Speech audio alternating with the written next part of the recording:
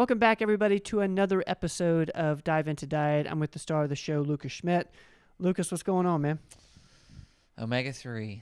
Omega-3s. Yeah. You know, guys, if you're watching or listening on the podcast and you're obviously interested in health, omega-3s are thrown out there all the time. We hear about them. We know their importance. So let's dive into it a little bit. I'll give some. This is, by the way, this is going to be very bare bones, simplistic explanation. Well, I think it needs to be simple. Yeah. It needs to be simple. So let me just list some of the reasons you need omega-3 in your body. Okay. Children, primarily, it's important for brain development. Mm-hmm. For adults, brain maintenance. We should be maintaining that. It's very important. Cardiovascular protection and function. Omega-3 can have an anticoagulant effect, meaning less chance of blood clots. This doesn't mean I'm telling you that all you need is omega-3 to replace if you're on medication or something like that. You just speak to your doctor about that. But naturally, that's kind of the effect it can have. It's cardioprotective. It's also being shown in some research to play a role in optimizing muscle growth. Okay. So it's being more and more I've seen in some of the strength training circles that I follow, seeing that be a regular supplement you take after a workout or before, or just in your day if you're going to lift weights or exercise. So those are sort of the very general purposes. It is an essential nutrient. Yep. We do need it. Now, it's usually a combination. I've got a few notes on my little phone here so I don't forget. DHA and EPA are the two components. Those are two different types of acid. They're long-chain polyunsaturated fats. So sources of omega-3, high sources generally. What I could find naturally, the highest source if you're just eating a whole food, was mackerel, small fish. So mackerel is small fish, like minnows? Yeah, mackerel is a type of fish you can buy to eat. This looks probably like a sardine. Okay. They're very small. Generally, small fish have the highest concentration. So, mackerel, sardines, haddock, these little teeny fish. Yep. Next, you'd have salmon and cod liver oil, particularly. That's the most common supplement form of omega-3s. Fermented cod liver oil. Interesting. So when you take fish oil, it's usually cod liver oil. But if you're wanting the whole food version, you'd go for herring, mackerel, salmon, oysters. But oysters do have a much lower compared to the fish. But they do have enough to be nutritionally substantial. There is a plant source. Flax is the most common plant source. I will give you a warning about plant-sourced omega-3. It's also known as ALA.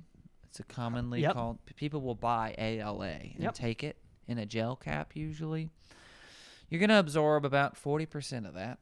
And of that 40%, it has to then be converted to usable EPA, and the conversion rate is 5%. So not good. You're absorbing only 40%, and then when you convert it to be used, you're only getting 5% of the 40%. So I'm not saying you can't get your omega-3s from plants. You just need to use a lot more, and it's not nearly as optimal as getting it from fish primarily. And I think that's important for people to know, just because you can take all the supplements you want, but if you're not actually, if it's not getting into your bloodstream, it's really expensive poop. Yeah. Yeah. Or urine. I will say that the nature, like one of the first stages where it appears is algae. I guess sometimes there's supplements, probably some of it's made from algae, still a plant source. The cool thing about fish is they eat the algae, the small ones particularly.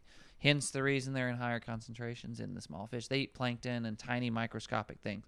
So the order of events, and this is very layman's terms, a microbiologist or a marine biologist will be able to give you these stages much more thoroughly than I can.